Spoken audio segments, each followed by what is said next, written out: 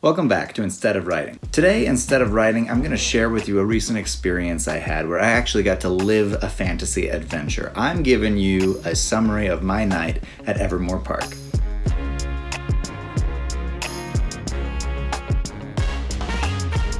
So, close to where I live, there's a place called Evermore Park, and this is pretty much like somebody spent a ton of money to build what is the closest thing to a fantasy town I've ever seen in real life.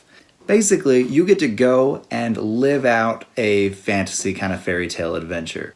It's unlike what most theme parks are, and maybe in some ways it's what Star Wars Galaxy's Edge is trying to be, but a little bit on a slightly smaller scale and with an incredible attention to detail. I mean, they built this park in the middle of Utah, which is not known for its, 1800s type of fantasy background. But in order to plug stuff in there, they went across the ocean, bought a bunch of antiques with like haunted pasts or some other kind of cool past, and brought them to the park. So what do you do at Evermore? Well, you could do one of a few things. First, you can just kind of go, look around, see the sights, and have a great time. If that's kind of your pace, you could just walk around. They've taken an enormous amount of energy and money getting all the little details right. If you're into leather work, check out all of the fine tuning done on the characters' costumes. If you're into landscaping, it is a really cool type of horticulture job they've done. If you're into architecture, check out the cool Victorian-esque meets like medieval village type of buildings that they've constructed. 2, you can knock off some of the quests that they have already prepared for you. They have some to-do lists and you can actually level up by accomplishing tasks inside of the park. There are a number of different guilds and you can actually join in those guilds. In that respect, you actually kind of get to become a part of the park itself. Or 3, you can try to get immersed into the storyline that happens across an entire season at the park. That's what we did recently. We went there just the other weekend and let me put it this way, there are some unanswered questions that I can't wait to see resolved in the season finale. So here's what went down. We show up and after reading a newspaper, we find out the entire town is infected by a disease that crept through a magical portal. The disease turns people nasty and then kills them. On top of that, 2 people were recently murdered. Emphasis on the nobody knows who murdered them part. We bump into the ghost of Ben, one of the murderees. Turns out he was poisoned at his own bachelor party, but doesn't know by who. He'd also been writing down dirt on everybody in a little book that he had, so great guy. Can't imagine he'd have any enemies or anybody who would want to kill him. Do you remember Harriet the Spy by chance? So we head over to this tavern and talk with the brother of the other murderee, Lily. The night of her death, turns out she was on a date with a master ranger who lost track of her. On the date.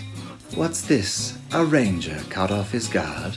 All of a sudden, the tavern keeper, a guy named Suds, gets a letter. I guess last year, this same magical portal opened around the same time of Halloween, and Suds' fiancée got trapped on the other side when they closed it. Spoiler, that girl was pregnant, and time works differently on the other side, so his child is now 20 years old. That's when the town executioner, Seftis, burst through the door with a severed head in a bag. This guy was accused of murder a long time ago and he's been on the run ever since. Why is he coming back to night of all nights with a severed head in a bag? Honestly, I don't know. That's on me. I should have asked him. He's actually a really swell guy and would have probably opened up. Meanwhile, another woman named Kyra, who happens to be an age-old magical being, is creating a magic ring that will warn one of the local hunters, a guy named Jasper, from danger. She gives him the ring, and he realizes his friend Piper has gone into some catacombs that are infested by vampires.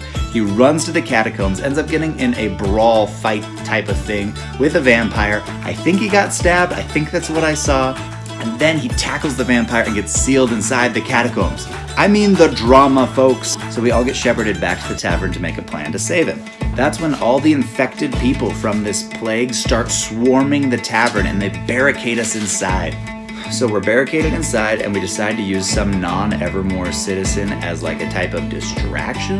There were 2 groups. I'm hazy on the details. Everything happened so fast, but pretty soon we're running through infected like zombie-like people trying to make sure we're not touched so we don't also get infected. All the citizens of Evermore in the meantime are like fighting these monsters as we're running by. I'm pretty sure somebody like shot a flare into the air from their hand. So we get to the town square away from the bad guys. And this girl, again, not a citizen of the place, starts yelling about Suds and Kyra, saying she has to go back and save them. Someone says, "You can't fight the infected, you'll get infected." And she says, "I've been fighting them for 20 years. 20 years, you say? One of the knights from the other group rendezvous with us to let us know that Suds, the tavern keeper with the 20-year-old child he wasn't aware of at the beginning of the night, 20 years, you say, has been infected, along with the captain of the knights. Turns out Kyra made it out okay, and she kind of makes it her personal mission to protect this, new, apparently zombie-type fighter from who knows where. Details are pretty hazy after that. So where are we at this point? Are we close to figuring out the murder of this guy? I don't know. I have some predictions. We did some hard legwork that I'm not sharing with you, and we kind of treated it like a game of Clue. We wrote down our predictions as to who murdered those two, how it's connected to the plague, and what's going on. But I'm pretty sure all will be revealed Halloween weekend, and I can't wait to see if I'm right. If you haven't been, I suggest you go check it out if you get a chance, because it's an unreal experience. Anyway, that's all I have for you today. Just something to get you pumped for Halloween and all that comes with it. I'm Kenny Baldwin. I'm going to get back to work on my draft now. Thanks for watching.